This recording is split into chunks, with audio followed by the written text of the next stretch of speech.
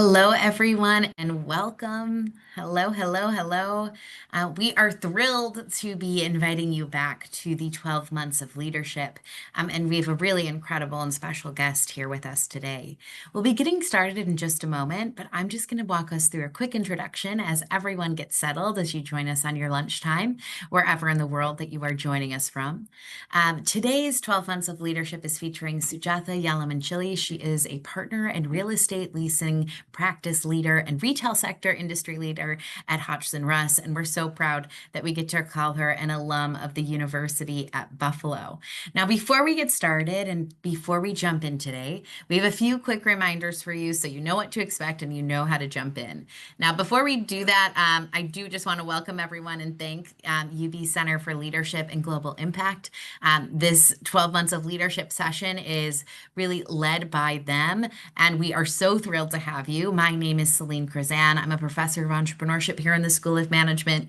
In the chat, you will have Maddie, who is from the Center for Leadership and Global Impact team, and we're just so grateful to them to be bringing the spotlight to leaders in our community who are really here to lead and give us incredible insights. So we're so thrilled and grateful for that today. Now, before we jump in, a couple reminders. We're going to invite you to ask questions throughout today's session. So if you have anything that you want to drop in the chat, drop in the Q&A for Sujata to answer, you're more than welcome to do that. We would love to have your questions in Q&A throughout the session. We have some time saved at the end of the session to ask questions as well. So please feel free to drop in there, and we'd love to be able to feature and highlight you. So before we get started, we're so thrilled. We have Sujata Yalamanchili, and I just am thrilled to introduce her and honored. We're delighted to welcome Sujata Yalamanchili, partner at Hodgson Russ and leader of the firm's real estate, leasing, and retail practices. Sujata brings extensive experience in business and commercial real estate development, leasing, investment, and financing, providing strategic business-focused legal advice to help clients reach their goals. Her work spans the full spectrum of real estate and development matters, from structuring complex public-private partnerships and major acquisitions to advising retail, hospitality, and nonprofit organizations on development, leasing, financing, and tax-exempt issues. She's also represented large institutions, including universities and healthcare organizations, and served as a counsel to a $1 billion private foundation affiliated with the state university system. As a proud University at Buffalo alum, Sujata earned both her bachelor's as a summa cum laude and MBA at the University at Buffalo before earning her JD at Cornell Law School. At Hodgson Russ, Sujata has held several leadership roles, including serving on the firm's board of directors and chairing its Committee for Attorney Recruitment, Development, and Diversity. She also authors the Real Assessment column for Tax Note States. Before attending law school, Sujata began her career as a financial analyst for a Fortune 50 company where she developed a strong foundation in cost accounting, project analysis, budgeting and forecasting, and experience that continues to inform her practical approach to law today. We're so honored to have her as a friend of the university and as really a mentor and an advocate for both our students and for our university as a whole. So thank you, Sujata, for being here, and we can't wait to dig into today's conversation. Great. Thank you, Celine. What a great introduction. I'd love to meet the person you just introduced. She sounds great. I'm very pleased to join you today to share some experiences that have helped shape my thoughts about leadership. As Celine mentioned, I am a proud UB alum, and my UB education really gave me the building blocks to understand businesses, but also the confidence to challenge existing assumptions about what successful leadership can look like. So let's get started. I'm going to start by sharing a story with you. Almost exactly 6 months ago, I was sitting in my office, sipping a freshly brewed cup of hot tea and opening the wrapper on my lunch when the fire alarm went off. Irritated that I had to set aside my lunch and hang up on the call that I was on, I started to make my way out of the building, chatting with colleagues in the stairwell and joking about how our step counters were going to be going crazy that day. It was the first warm day of spring, so I sort of assumed it was just a routine practice drill. But when I got outside, I was overwhelmed by the smell of smoke. My eyes started to burn. I noticed a large number of firefighters, and I heard even more sirens approaching from the distance. I looked up and saw that the office building next to ours was fully engulfed in flames.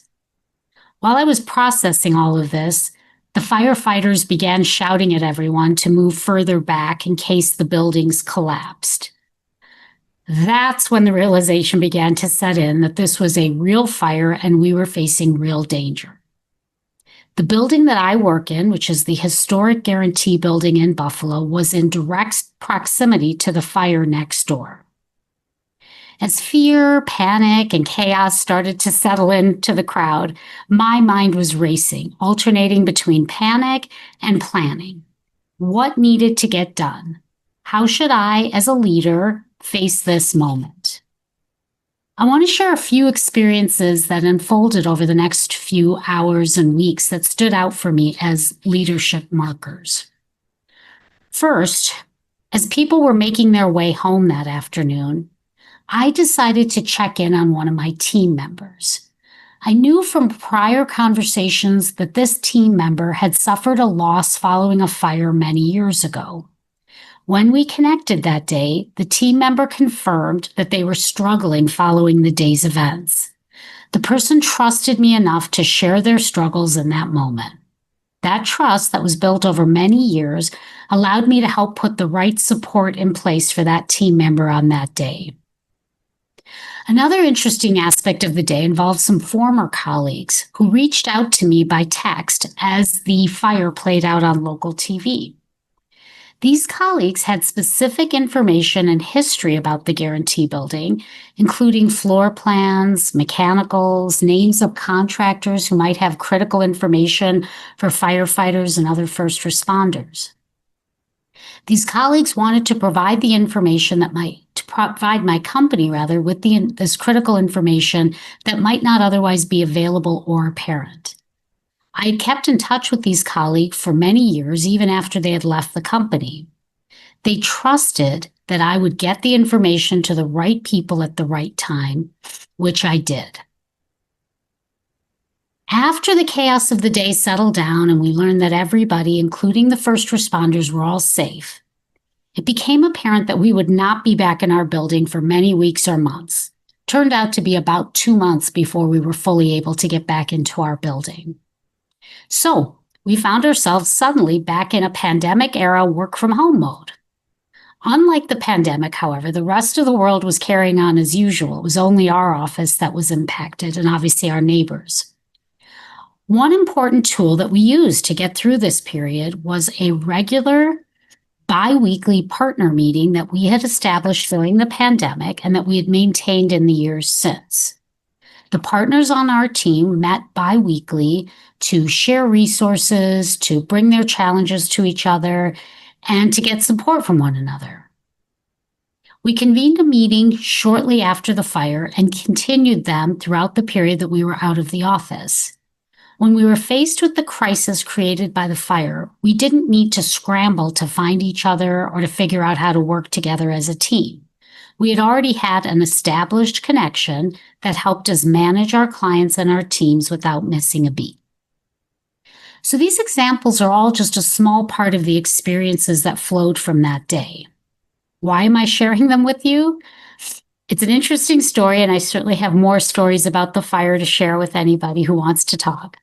But when I reflected on the aftermath of the fire and how our team got through it, I noticed a common thread with some other difficult periods in my career where leadership mattered and made a difference. That common thread? It was connection. I had built relationships over many years with no particular agenda that became important during that day and after the fire. So why is connection important? Well, connections allow you to let your guard down, connections build trust, and connections show up when you need them. Let me share some further reflections from my career that demonstrate the importance of these themes: letting your guard down, building trust, and showing up when you need it. What do I mean by letting your guard down? Let me give you an example. When I was early in my career, A leader in the company that I was working for at that time said to me, "It's okay for people to have children, but they shouldn't put pictures of them in their offices." Pretty bad, huh? The message was loud and clear. Do not brand or identify yourself as a parent, especially of young children. I wondered, is this a place where I could let my guard down and share my ups and downs? If I was struggling with the work project, could I show that, or was I supposed to convey invincibility instead? If I made a mistake, could I tell someone, or was I supposed to hide it? Not surprisingly, I did not stick around long enough at that company to find out. Instead, I considered how important it was to me to work in a place where I could be myself, flaws and all. I moved on to an environment with leaders who talked openly about their personal or professional struggles and challenges and made it safe for me to do so. Not surprisingly, I thrived in that environment. So today, as a leader, I've built this idea into my practices, my leadership practices. How? First, I'm open about sharing my mistakes, my struggles, my insecurities. I also try to offer a supportive environment when others share without any judgment. This could range from offering a tissue, making time, or just listening.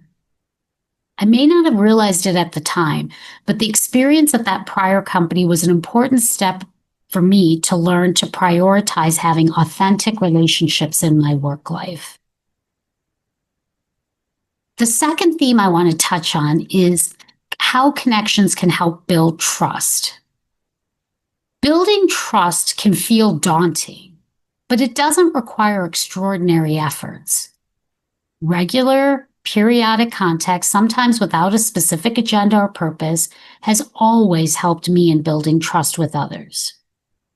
When a leader is willing to share their time and attention with me, I'm more willing to share with them. I once worked with a leader who would schedule regular one-on-one meetings with me, no agenda. He would let me do 80% of the talking and rarely offered suggestions or critiques. He simply listened and encouraged me. I left those meetings without having solved the world's problems, but feeling seen, heard, and valued.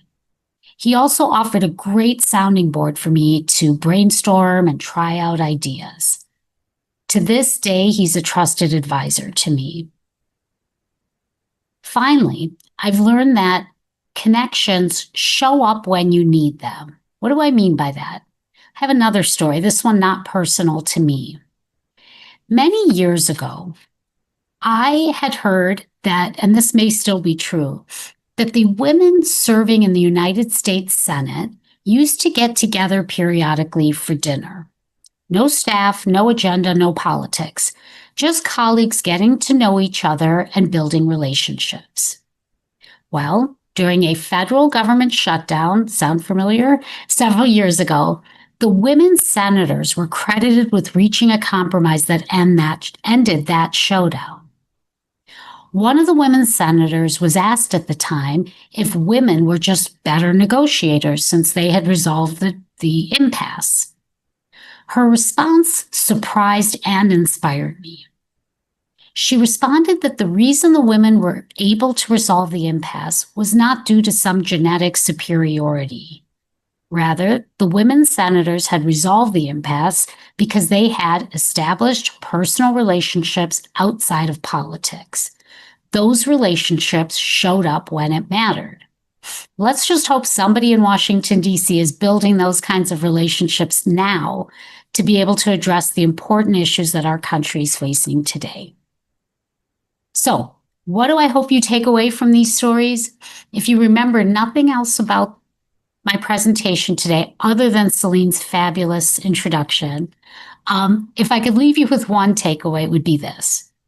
Building relationships without a particular agenda or purpose can be personally enriching, but it can also be critical to problem solving and leadership in ways that may surprise you. As business environments change, the one constant is that businesses are made up of people, and connections among people can often be the big leadership differentiator. So let's all put that into practice. And I hope that's the one takeaway from today's presentation. Celine, back to Sujata, you. that was incredible. I think we all need that incredible reminder of the importance of relationships and making time for it. But my first question for you is this, right? We always hear a lot. It's like, oh, I'm so busy. I'm so busy. I have so much to do, and there isn't enough time in the day. So when there isn't enough time in the day, how do you make time for building relationships? What does that look like? Yep. I think that's a really important question. And these are practices that if you can build into your leadership ethos and be intentional about them, it's okay to not do them every single second of the day. I often have members of my team want my time, and I have to say, I'm sorry, I'm in the middle of a big deliverable. I'm delivering a leadership talk right now. I don't have time. It's okay to say you don't have time. But if you make them, these practices, part of your everyday leadership style, and if you're intentional about them, calendar meetings with people and make the time for it that way, it does not have to be a 24/7 initiative, and be easy on yourself. We all carry a lot of burdens as leaders. So forgive yourself if you don't have time every day and every minute to do it. That's okay, but make it a part of your practice. And I know you started to give us some specific practices, but do you mind giving us a few more? What are some specific practices and patterns and habits that you've built to establish connections? Sure. I think every work environment, every workplace is different. So people will need to find what works for them, and people have different styles. For me, one thing I do is try to schedule a one-on-one meeting, particularly with somebody who's a direct report to me, at least once a week, whether it's a coffee meeting, it's just time. For me, early morning, maybe before 9:30 or after about 4:30 when the phone stops ringing, those are the best times for me where I have mental bandwidth and more capacity to free myself of day-to-day things and just listen. So I try to schedule those one-on-one meetings. If you don't schedule them, they don't always happen. So I do try to schedule them. Even if you have to cancel them from time to time, getting them on the calendar is a good first step. I also look for ways to create collisions. So, for example, in the building that I work in, and I'm happy to say it's fully back up and running and we're past the fire, we have a cafeteria in our basement. So when I can, I try to make it down there to have lunch or grab breakfast or coffee or something. And it's a great place to casually run into people and have those unexpected collisions. A few years ago, I actually started a program at the firm that the firm has fully embraced called Coffee with Colleagues. And it's a really simple concept. Once a week, we open up the cafe during off hours. So it's, I think, from like 2:30 to 4:30 on a particular day. Anyone can go down there and get free coffee and snacks. The only rules are you have to bring somebody, so you can't just go down there by yourself, and you have to sit and stay for 15 minutes or more.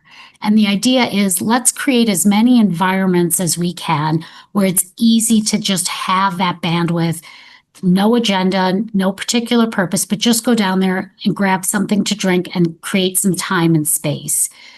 So those are a few examples that I use for myself, and they work for me and they work for the environment that I work in. Sujatha, I love that. And it's so specific, yet it's so easy to replicate, right? It's like bring somebody along with you, make those connections. It's great. How do you build those relationships with virtual colleagues? What advice would you give on that front? Yeah, and certainly there are different challenges when you have either virtual colleagues or you're in a work from home environment, but it's absolutely possible. It just requires intentionality. So the same concept of setting aside one-on-one time works with a virtual colleague. Schedule the time and schedule a meeting. One thing I've learned, and I'm really bad at this because I am by nature a multitasker. So I've tried to train myself that when I am having one of these one-on-one meetings with a colleague, whether it's virtual or in person, I close all my other screens. I don't have my email open or my Jabber or other things. I don't have another, work product sitting on a different screen. Close all those screens. That person deserves your undivided attention. I would also say, depending on what technology is available to you, if you have a Slack channel or Jabber or other things like that, those can be very helpful tools depending on what your organization offers. And we have a really great question from Robin. So Robin asks, with so many meetings happening nowadays, direct reports might be reticent to meet on a weekly basis. Are there ways that you find that you're able to engage with people who may be more reluctant to engage with a weekly meeting? Sure, that's a great question because the word meeting is Yes. abhorrent to a lot of people. And Mhm. if like many people on this call, my calendar's filled every single day. So the thought of approaching someone and saying, "Hey, let's have more meetings," can sound awful. Um, and the frequency needs to adapt to the work environment and the particular people. So, for example, I at any given time am a formal mentor to two or three more junior colleagues in my organization. And weekly meetings would be unwieldy given the pressures that we have and that we face. So, for some of those junior colleagues, I schedule bi-weekly. They're every other week. And for me, and again, in the work environment that I'm in, what really works is having the meeting on the calendar with the understanding that it's okay if we cancel. If something else has come up, if you're feeling overwhelmed that day with too many meetings, no problem. We'll cancel. We'll, reschedule or whatever. So that helps. I also think, like I said, a lot of informal contact. Sometimes, if people are really busy, I've literally grabbed someone and said, "I'm going down to get coffee or tea. Why don't you come with me? Let's just ride down in the elevator, get tea, and come back to our offices." And that might in total be a 5 to 10 minute interaction, not an hour, not 2 hours, but sometimes the physical act of getting out of my office clears my head. It provides a different environment. Those small touches, I think, can also be really important. So, again, for me, I use the concept of a meeting, but if that doesn't work in your environment, or if you're feeling overwhelmed with too many scheduled meetings, by all means, try more informal touches of just walk down the hall together or set aside time after hours when it's not quite as busy. And Sujata, this is a question from a student. So Megan asks, what advice would you give to emerging leaders about forming meaningful connections early in their careers, especially in places like law, which can feel high pressure and competitive? Yeah, it's tough. And I know whether you're in a law firm, an accounting firm, or other work environments, there's a lot of pressure to perform, productivity, all of those things. I think what's been successful for me, both when I was emerging and in my current role when I work with people that are emerging leaders, being authentic and looking for other people that project that. It also doesn't have to necessarily be a direct supervisor or direct report. Those relationships are critical, but look left and right and sideways in your organization and find other people. But when you find someone who's willing to invest the time and who projects that authenticity, who, as I said in some of my examples, who shares their vulnerabilities, who tells you when they're having a bad day or when they're struggling with something, look for those people. I guarantee you they're in every organization, and those folks are willing to form those relationships with you. So that can be a really effective way. The other thing that I didn't touch on in my formal comments is I've been really fortunate throughout my career to have really meaningful relationships with people outside of my organization. I can't say enough good things about my UB community, whether it's people that are currently affiliated with the school, former classmates of mine, or other people I've met through various UB connections. They are, really incredible, willing to share their time and talent with me, even if they're in a different industry, so they can't necessarily relate, just giving me their perspectives and time and attention. So look left and right, even outside of your organization or your industry. You'll find people there who are bringing these kinds of leadership skills to the table. Sujata, final question. And I know you and I have gone back and forth with this. What does success really look like when you're thinking about building relationships? How do you know you succeeded? Yeah, I think about that all the time. And I know, as a good UB trained MBA, we look for specific metrics of success. Is it measurable? Show me the money, so to speak. But this is one area where I take a different view. Measuring the success of this, I think, is not the point, because I'm not sure there are specific metrics of success. It's about building genuine relationships. Authenticity isn't something that can or should be measured. I will tell you a quiet benefit that I see that may or may not be measurable is when I see team members thriving. Whether or not I get credit for it is really not the point. But when I see somebody where I've shared, let's say, a vulnerability with them, or I've established a connection, they feel more secure. They are willing to take a risk or put themselves out there. I actually had an interesting interaction with a colleague yesterday. We were at the Bills game together. Fabulous game. Sorry for any Kansas City Chiefs fans out there. But she was describing to me a colleague of ours who recently returned to our organization. She had left us and then came back to us. We call them boomerang colleagues. And the person shared with her some feedback about why she came back. I believe the person actually took a pay cut to come back, but what she wasn't getting at the other organization were those personal connections, somebody taking an interest in her, investing in her training and development as a professional. And it was really impactful and moving to me. Again, very hard to measure that. I'm sure somebody has a spreadsheet somewhere that talks about the fact that this person came back to us, but it's all those immeasurable things that we really can't, put a label on. But she came back because she was getting more connectivity and more personal investment. People cared about her at our organization. And that was thrilling to me. So I would say this is the one area where the MBAs need to not worry about measuring it, and the success will be self-evident. I think that's a perfect place to wrap us up. Thank you so much, Sujata, for your incredible insight, your mentorship, and your kindness. Thank you so much. You're an incredible leader, and you're a great model for all of us. Thank you.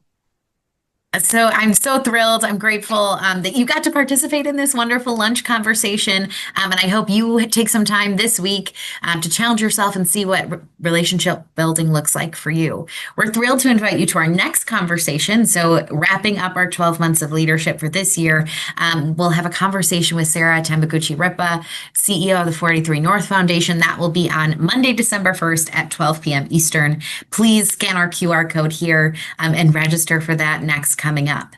And before we lose you, we just want to make sure that we have a lot of different ways that you can get involved with the Center for Leadership and Organizational Effectiveness. We're really excited that we have a conflict management certification coming up.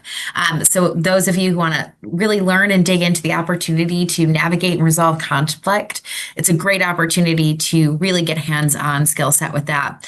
And we have a number of Leadership Express series coming up. Please scan the QR code, reach out to our team. We're here for you. We're here as a resource, and we're grateful for all you do. So thanks for joining this month's 12 months of leadership, and we'll see you again soon. Thank you so much.